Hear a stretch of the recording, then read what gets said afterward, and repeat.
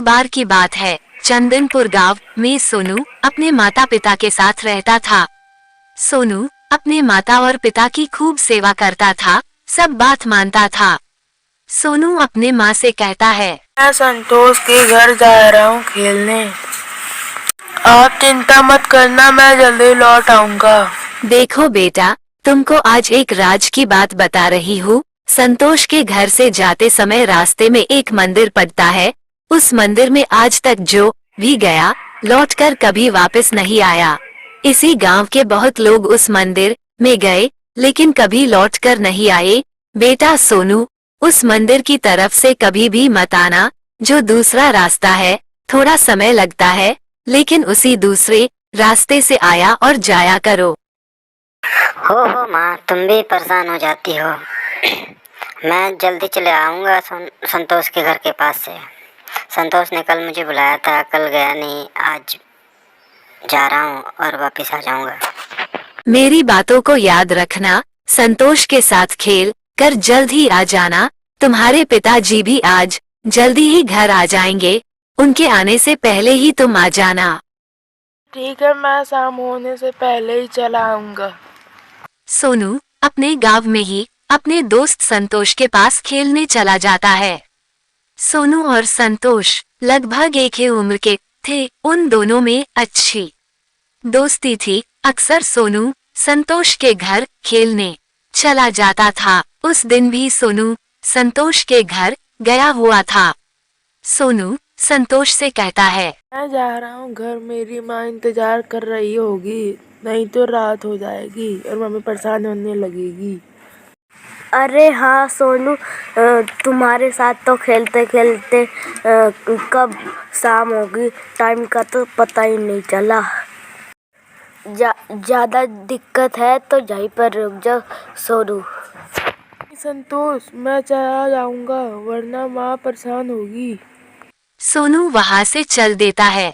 जल्दी घर जाने के लिए सोनू नदी वाला रास्ता पकड़ लेता है। सोनू सोचता है, मैं इस रास्ते से घर जल्दी पहुंच जाऊंगा, इस रास्ते से देर भी न लगेगी, नहीं तो रात हो जाएगी। इधर शाम हो रही थी। सोनू की माँ घर पर बहुत ही परेशान नजर आ रही थी।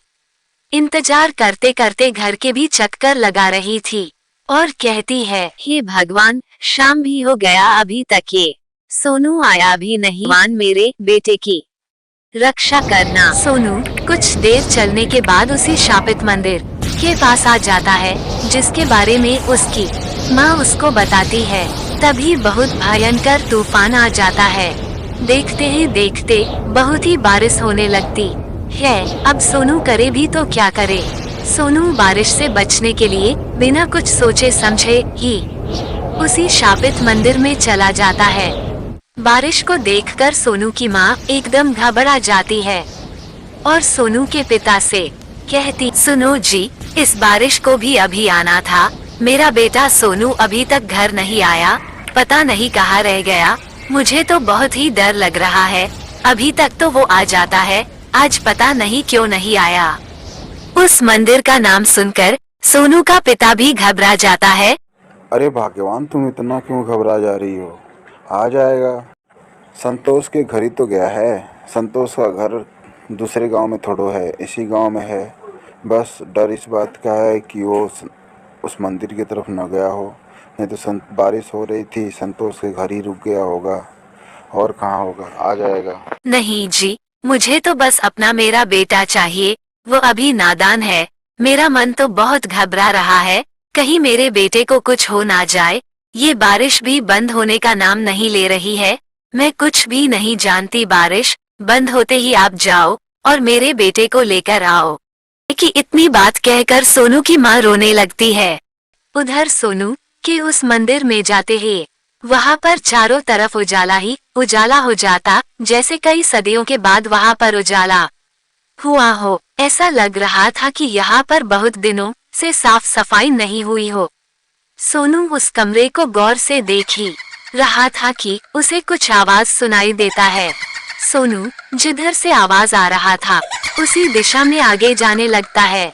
आगे जाने पर वह वीरान सा कमरा था। उसमें कट्टे में कुछ बंद करके रखा गया था। और बहुत ही अजीब सा कमरा था वो। उसकी दीवारें का रंग बहुत अजीब सा था। सोनू कहता है, आवाज तो यहीं कहीं से आ रही थी और पता नहीं कहाँ से आ रही थी और यहाँ कोई दिख तो नहीं रहा। सोनू ये सब देख ही रहा था कि तभी एक आवाज आती है। सोनू बुरी तरह से डर जाता। उसके सामने एक अजीब सा इंसान था, आधा इंसान आधा पंछी। वह कहता है, इंसान का बच्चा है आज हमारे यहाँ। बहुत सदियों तक इंतजार कराया, अब जाके एक इंसान का बच्चा आया है। तुम इंसान के बच्चे आ गए, अब लेकिन तुम वापस नहीं जा सकते।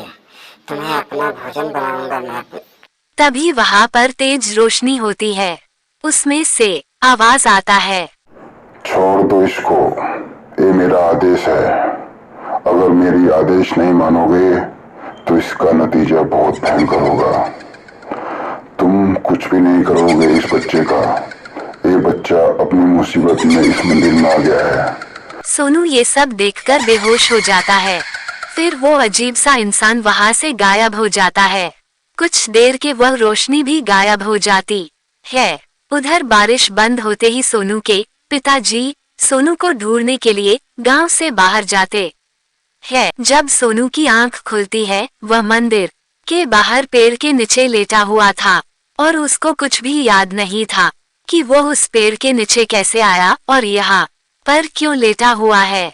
सोनू अपने दिमाग पर खूब जोर लगाकर सोचता है, लेकिन उसको कुछ भी याद नहीं आ रहा था। वो उठकर बैठ जाता है और कहता है, हे भगवान, मैं यहाँ पे कैसे पहुँच गया? हे भगवान, मैं यहाँ क्या कर रहा हूँ? मुझे तो कुछ याद ही नहीं आ रहा, मैं यहाँ से कैसे आ गया? कुछ देर के बाद सोनू देखता है कि उसके पिताजी आ रहे हैं। अपने पिता को देखकर सोनू चैन की सांस लेता है। उसके पिताजी कहते हैं, सोनू, तुम यहाँ क्या कर रहे हो? तुम्हें पता भी है तुम्हारी माँ तुम्हारे लिए कितना परेशान हो रही है और तुम यहाँ पे चैन सुकून से बैठे हुए हो। पिताजी, मुझे भी नहीं पता मैं यहाँ पे कैसे आ गया और यहाँ पे क्यों बैठा हूँ। ठीक है, जो भी कुछ हुआ अब चलो मेरे साथ। अब इंतजार कर रही है तुम्हारी माँ घर पे।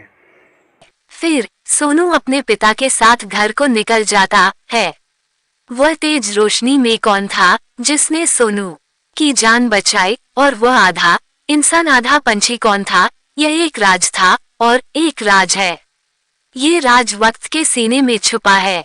ऐसी ही दिलचस्प कहानियाँ देखने के लिए हमारे चैनल को लाइक और सब्सक्राइब करें।